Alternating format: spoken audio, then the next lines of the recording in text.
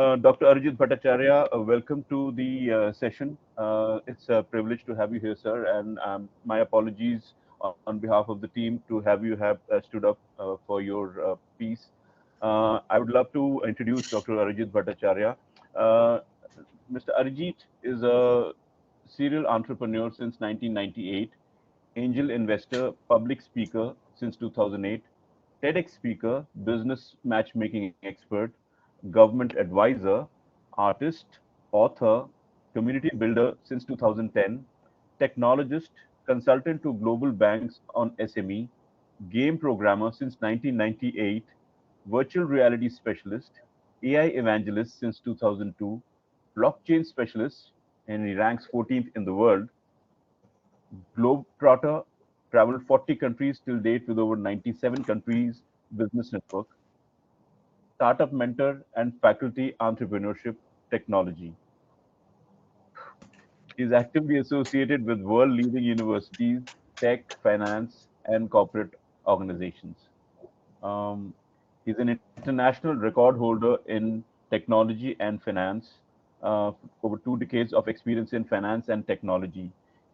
He is also the founder and CEO of VirtualInfocom, one of the first game and VR development companies since 1998.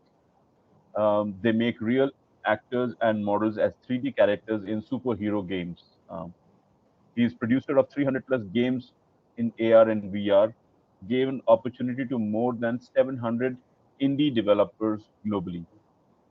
He has helped 6,000 startups to start their venture, helped several many as mentors in as many as in 90 plus countries.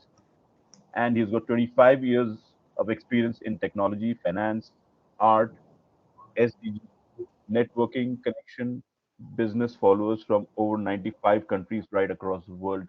It's a privilege to introduce you, Mr. Arijit Bhattacharya.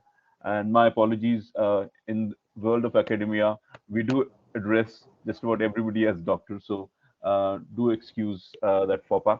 But looking at your CV on the screen, I don't think you're any less than any doctor. In fact, you've probably achieved more than some of the doctors we have around here. So welcome to the session once again, and over to you for the most interesting talk this afternoon. Thank you so much for the beautiful introduction and always pleasure to be here. I'm always happy to come in front of professors, teachers, because I used to fear them, to be very honest, in my earlier time. So that fear actually encouraged me to do something completely different from the school days when I thought of doing completely different stuff sitting in India, specifically in Calcutta. So I've been asked to combine a couple of things together as per my friend's uh, request, I would say. So she asked me to combine my life story as well as my topic is in deep tech technology. So I'll be combining both of it. Hopefully it will be interesting. Along with that, I'll be sharing a little bit of my small 2 cents regarding raising funds, regarding investing in startups as well as the global startup ecosystem, wherein probably I'm acting as a pretty active role in the entire ecosystem. So our planet have got a lot of human being with that huge number of population. A tiny boy, probably in the year of 1990s, thought that he can create a little bit of characters and superheroes when he was in school, and that was me.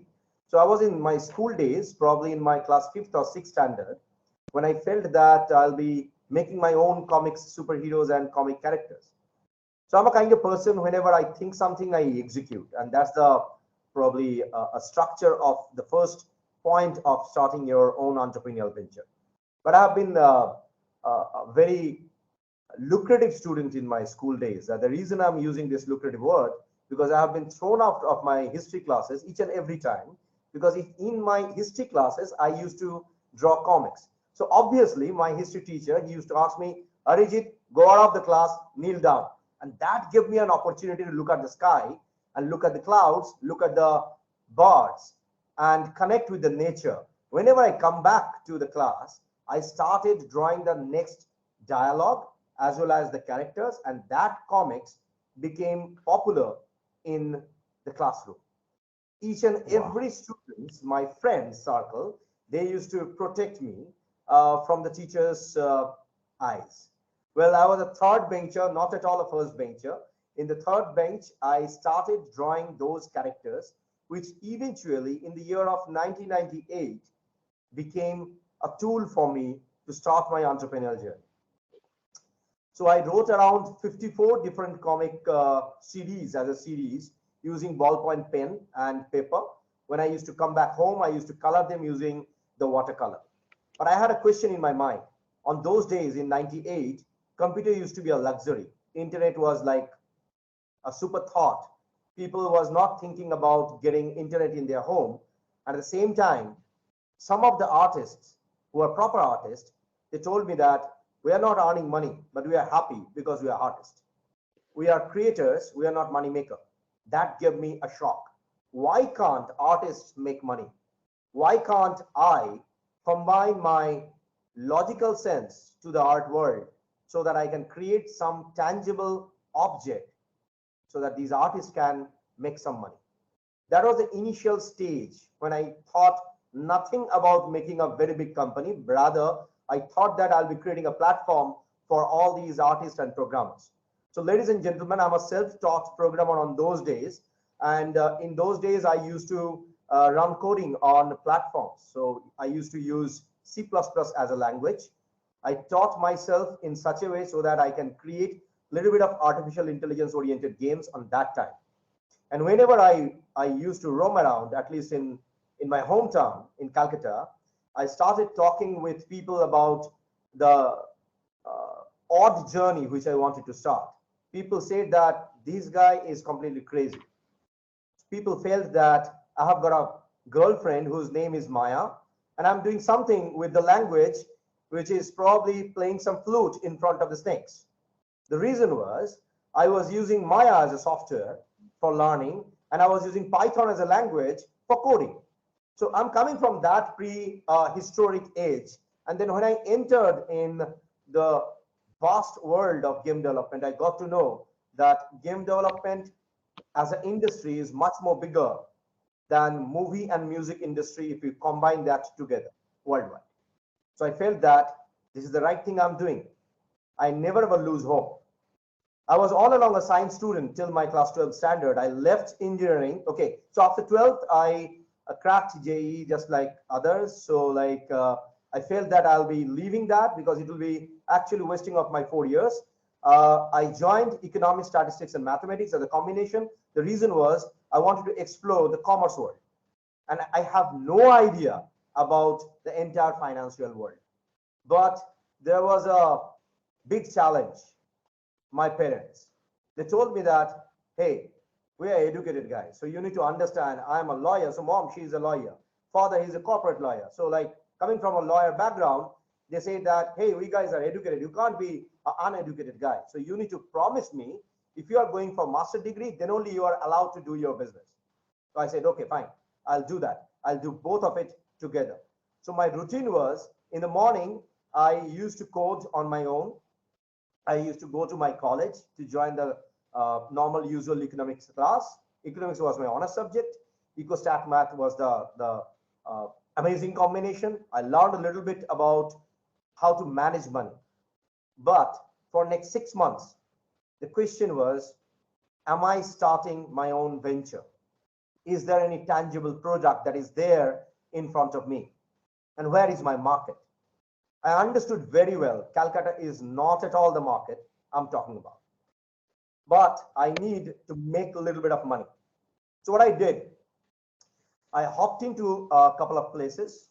Mainly those areas were called as office para. It's a Bengali term. Office para means the office area. Yeah. The Dalhousie area used to be the office area at that time. And I started getting many different kind of complete different order, like assembling machines, assembling systems, doing some kind of short, very small software for small shops.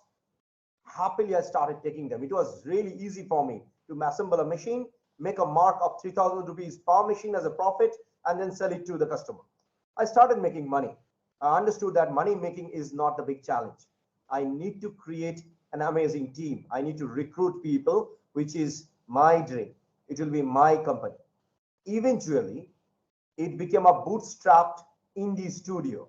VirtualInfocom initially pop up from Calcutta as an indie game development studio. We started making a lot of small application for different people. My first customer was a doctor who actually took our help to create a simulated animation in 3D that time. And I started understanding that this is an amazing line, but I need to make something completely different for my own motherland. So I felt that because I speak in Sanskrit, because I understand that particular language very well, can I dig into our epic? Can I dig into our culture? Can I pick up a couple of characters from those Puranas and can I create a storyline for the world? So whatever happened in next 2 years was a fascinating journey. We started picking up storylines from Bharatvarsh, which was from Mahabharata and Ramayana, picking up characters, trying to tell the world that we are not slaves. We used to have a very strong culture, and this is our culture. That became hit. In 2000, India got its first PC run game. And then eventually that got published in Europe. We started getting a lot of focus from various different kind of media that time onwards. And I started an academy in my own home itself. So from those students, I started recruiting them as my employees. Eventually that my company became our company. The story is really long, but I'm going to share you what we do. And then eventually I will continue the journey. In the year of 2008, I started feeling that, like me, there are a lot of people who are actually looking for help and support. They are looking for some kind of structure so that they can do their own kind of stuff together. So just let me know if you can see my screen properly. Shall I make it small? Uh, Okay. yes, we can see it, though you may wish to use the slideshow mode. Okay, sure. Thank you. So I'm going to bore you. Well, I used to fear another language. It's called English. It's a 26-letter language. So I started playing around with this language. The reason was I came from a Bengali medium family. So English for me used to be Hebrew and Greek that time. So bore in my dictionary is beginning of re-engineered entrepreneurship. And this is the game that I'm talking about. We released Ashwatthama in the PC version, which is the first RPG game from India. RPG means role-playing game. And we started taking something cool into this game, which I'm going to show. This is the kind of work that we do. This is completely a different kind of culture, mixing with different colors and balance so that people from Southeast Asia can connect it more. This is more on the anime world, and then this is more on our Bharatiya world. These are asuras we are talking about. So in this screen, you can see few bit of demigods as well, like Shani, the blue guy, you can see, like Kumbhakarn, like Mahishashur. But if you look at these characters, the reason we made this specifically like superhero, because if you want to tell a story, you need to connect with kids, you need to connect with the middle-aged people, as well as you need to connect people whose age group is in between 50 to 65. So if you look at the entire customer avatar, the gaming customer avatar starts from age group from 7 onwards, can go up to 75. So it's a huge difference of culture, age, as well as, of course, the buying capacity. Few bit of characters I am really happy and honored to share with all of you. This is Narasimha, this is Urvashi, Angad, Kal. I'm not showing all those characters, I'm just showing few bit of them. Angad is one of the character who is from Ramayana, son of Bali, who had very active role in Ramayana. Urvashi used to be a Sorry hunter. to disturb, Mr. Mr. Bhattacharya, Aditi. I'm not. Huh. I think your slides haven't moved since. I'm sorry. Can you see that now, or Yeah, they're moving now. Yes, They're now yes. then moving. Now So I'm we have not it's gonna Narasimha, Urvashi, Kal, and Angad on the screen now. Thank you. then I'm not gonna use it on a slideshare mode. I think something is happening if I slideshare. Yeah. Okay, fair enough. That's fine. You can move them manually. That's fine. Yeah.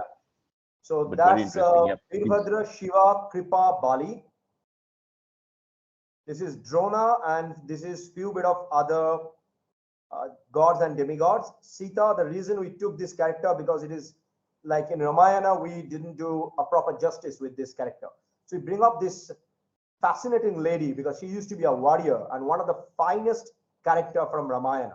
So if you play this game, you can understand her storyline and you can understand how strong this woman used to be that time.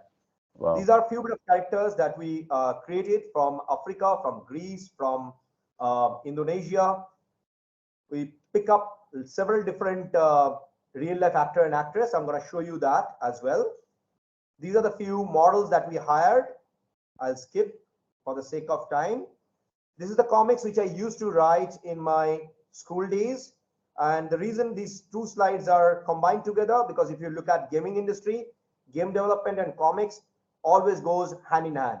If you want to be popular in the gaming world, if you are releasing some kind of comics related to it, whether print or digital print, it gets viral very, very fast. I'm honored to have him as one of the character in our gaming universe. Yes, ladies and gentlemen, we took Mr. Mukesh Khanna. If you know him from India, he was the first superhero TV series producer called Shaktiman, probably India's first TV series based superhero. We uh, we made him as in and as Shaktiman in the gaming world itself, but in 3D. But when we had a talk with him, this is a very complicated technology.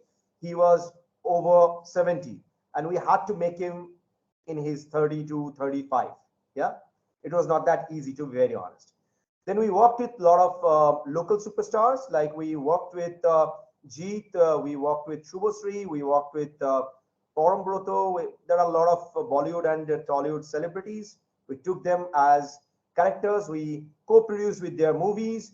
Like Boss 2, we co-produced. We did with Nilanjana, that's Priyanka. Then we did with Tushagni. A lot of other movies we did, like Bangladesh first superhero-based movie was Bijli. We are the co-producer as well as the game developer. And this slide is specifically for all the audience. This is how a 3D character we do. This is our own technology. It's not a marketable software. We wrote our own program, own tools to create 3D characters.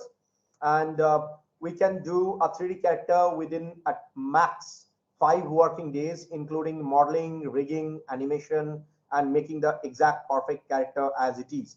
You can see the perfection in the small inset. You can see that particular actor, his name is Mainak, became a very good friend of mine. And this is 3D, so looks exactly like him, including his moves. So what we need to do, we need to go for a motion capture, and then eventually we need to create characterizations like this. These are called polygons. We go for very optimized level low poly modeling so that it runs on your mobile, it runs on your any I would say low level RAM based gaming system as well. So the minimum RAM requirement for such kind of mobiles are 2 GB. It's not that easy to make 3D characters for 2 GB enabled smartphone till date yet. Now this is not the end. What we did, we connected the real world with the gaming world long back. In the year of 2010, we connected the metaverse cosplay with the gaming world. So whenever you play a game, at least in our game universe that is done by us, you have an opportunity to buy the real dress from local stores. So what we did, this is another story of a crazy entrepreneur like me.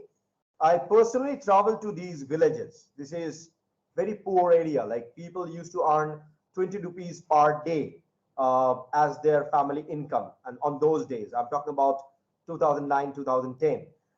These are hills. These are various different parts of Bengal, different parts of Rajasthan.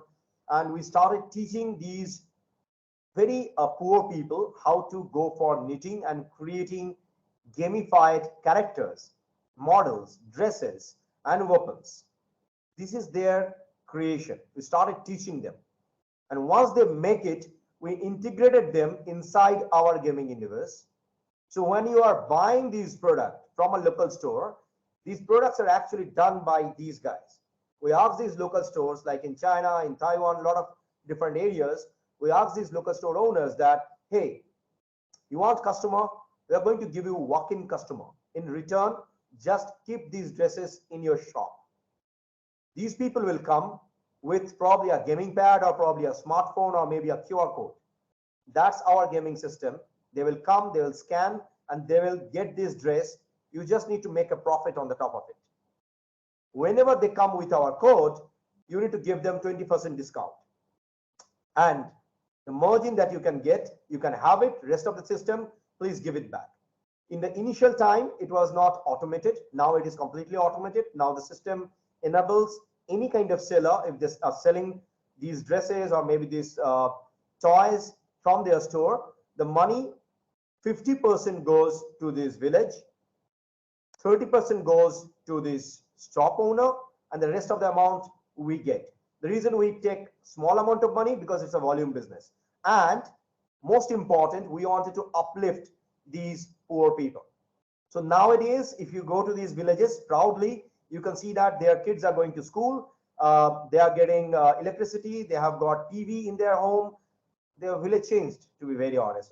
Probably I'll show the picture later on. These are the few modeling work that we started with our own platform. This is called Cosplay Show. We did that in Calcutta as well as in a couple of other places in Southeast Asia and in Middle East. We picked up various different local models and then give them a platform that's called Glam World Face. Till date, this company, that's another company that I floated, that gives chance to local actor and actresses in various different parts of the world. This is few bit of our teamwork. As I said, my company became our company. These are the few bit of VFX work that we do.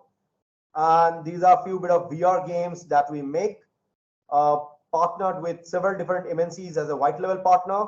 This is the upcoming game that we have in our pipeline with another very strong lady who is probably treated as an underdog in Ramayana. This lady is called Surpanakha, but Surpanakha means, if I go in English, sharp nails. She was not like ugly looked Rakshasa. She was actually beautiful. Wait for this game. Few bit of different hopping. We hopped into the world of educating kids regarding a lot of different IQ level improvement. This is one of the snapshot where a kid is actually learning, utilizing mathematics, but in a gamified option. We started giving awards to a lot of celebrities, actor, actress. That includes Urvashi Rautela. Few bit of press news that I have got till date in my life. I'll be showing you some snapshots. And last year in October, I was with the Vice President of Ghana. Now, this is the time I think I should share you a few bit of stuff. I'm so sorry. This section is empty. I couldn't put the 6th book. So I wrote approximate 7 books in my life. One of the recent one is mainly on the fundraising and entrepreneurship. Number of companies that we started, the number of initiatives that we started together. This is not me that I started. I should say that it is all done by me and crazy people like me, jointly together. And I will take you to 2008 now. The reason I'm taking you to 2008, because in the year of 2008, I started mentoring startups. And the reason I started was I was looking at the market that, like me, there are a lot of other entrepreneurs who are probably running their business but clueless what to do, how to do, and where to do. So after running my business from 1998 to 2008, 10 years, I felt that I should give back. So we floated a platform called Entrepreneur Face, which is acting as an incubator for the startups. And why incubating startups? I inducted myself, or rather I was honored to be inducted into several different universities and their EDC cell. That includes IIM Calcutta Innovation Park, that includes IIT Madras, IIT Delhi, IIT Kharagpur, in Mazan University, that's in Oman, in Stanford Seeds, in Dubai, in a couple of other parts of the world, in Australia, in USA. So what I do, I bring in a lot of energetic mentors like me, the like-minded people who have a mindset of giving back. Encourage these startups to understand that business is not about management. Business is all about getting customer, creating a market. And then eventually when you are creating that market, it might happen that you need to raise capital. So in the year of 2017, after running this incubation program successfully in a couple of different places, partnered with C-Stars, Techstars, so many different global platforms, we felt that we should launch our own accelerator and our own fund. The reason was I was helping a lot of startups with probably my angel money, with a couple of HNI's money, helping them to connect with the buyers, helping them to connect with the global market. But then the need was never ending. Lot many SMEs, lot many MSMEs and startup, I saw that they need global help. So we launched this accelerator called Co-Innovate Ventures along with the fund so that we can sit on board with these companies. We don't act as a sleeping partner. Rather, we act as an active partner into their company itself. On those time, I felt that that was the right time when Government of India, they started Startup India Award, and they asked me that if I can be a jury over there. So proudly, I became jury of Government of India's Industry 4.0 as one of the key decision maker. From Indian governments, from Ghana, from Dubai, from South Korea, from various different other places like Finland. I traveled almost 40 plus countries on my own, connected with global players, started bringing them together in the common platform, and then helping these companies to grow. Now, if we talk about startup by definition means whoever is starting their own business, and that business is probably running for max 5 years or 10 years. The definition may vary from country to country, but whatever happens when you start, you cannot be a solopreneur. So solopreneurs are those people who are just earning their own bread and butter. That's not entrepreneurship. That is where you are earning your own bread and butter, probably like a freelancer, probably as a proprietorship company owner. That's completely cool. But if you look at governments, if you look at ecosystem enablers, they love to get people who have got at least 4 to 5 employees in their team.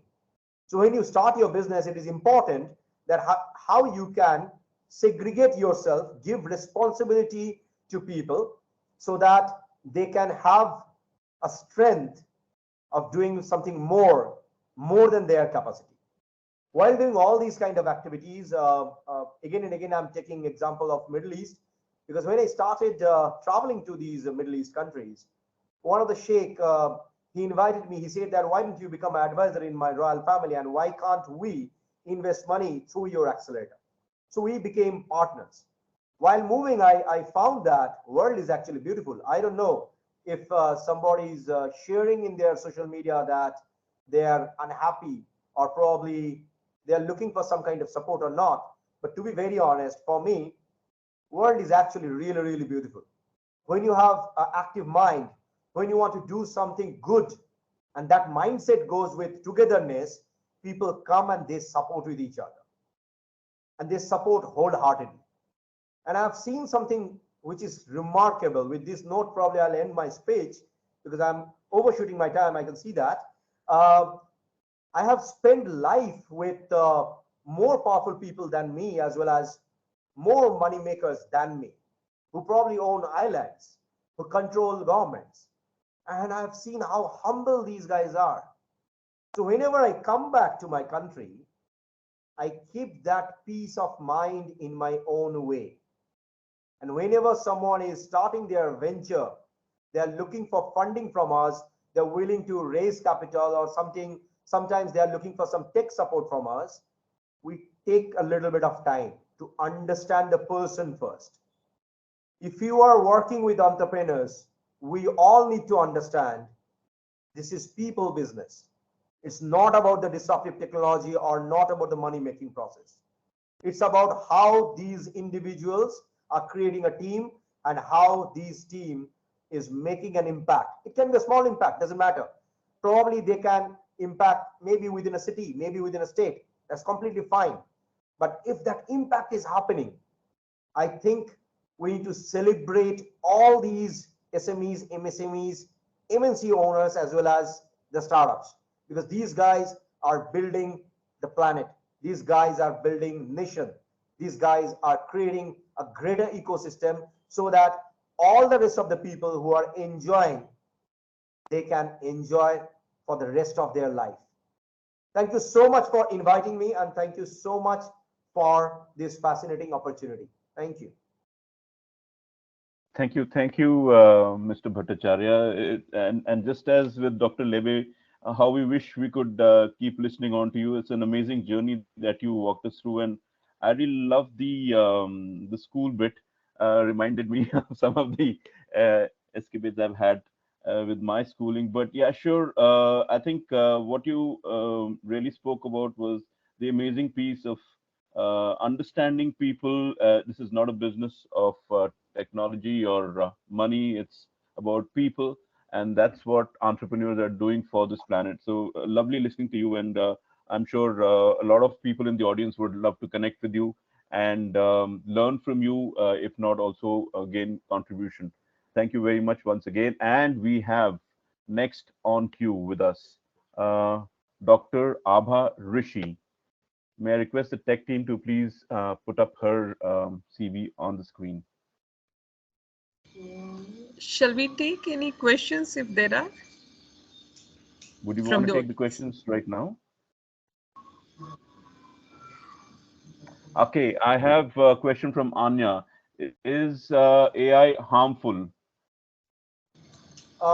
No, AI is not at all harmful. It is actually man-made system. So it is actually to create human work much more easier. Think of systems like Midjourney or ChatGPT. If you want to create something cool on graphics, on the basic graphics, Midjourney kind of tools can help you a lot. If you want to write a letter very easily, probably ChatGPT can write it. But we need to understand, if you want to have a human touch, no AI can create a human touch till date yet. And I don't feel that we would be able to do that when you can't work on the emotions. uh, Mhm. I don't feel that world is going to see any kind of danger. So the question you asked me that whether AI is dangerous or not, answered twofold.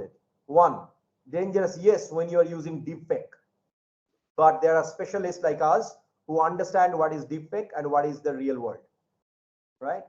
The second answer is positive. When you integrate AI as an automation tool in your business, it creates a faster process. So it completely depends on us how we take it. It's just like your nuclear bomb. Yeah, and like every other invention mankind has had, there's always something, there's an upside and there's a downside. It's up to you which part you want to embrace. Excellent. Thank you, Anya. I hope that answered Uh, your question. Prof, I just want to say I have to comment. I like I've been Please. commenting all day, and for this I really have to comment. You know, I really I'm actually in awe of the things that you're actually doing. You know, with these animations and all of these images and all of, I've never seen stuff like this before. And a thought came to my mind now, and I wondered, why is it that you are not, I mean, you should be with the guys that have developed, you know, Toy Story and all these Spider-Man and what have you. Like, what are you doing there? You should be like a multi-billion dollar startup now. You know what I'm saying? Absolutely amazing. I'm really, really, I've never seen anything like this before. Absolutely amazing. I, I think from the African continent side, I'm gonna get some of our universities to actually contact to get into touch with you if that's okay. That's perfectly fine. Perfectly fine. Thank you. Thank you. Excellent. And spread that thought. And on the multi-billion bit, Shamin, I should imagine he did specify it's not about the technology or the money. It's about enhancing quality of life right across the planet. So that encompasses and epitomizes it all. Ladies and gentlemen,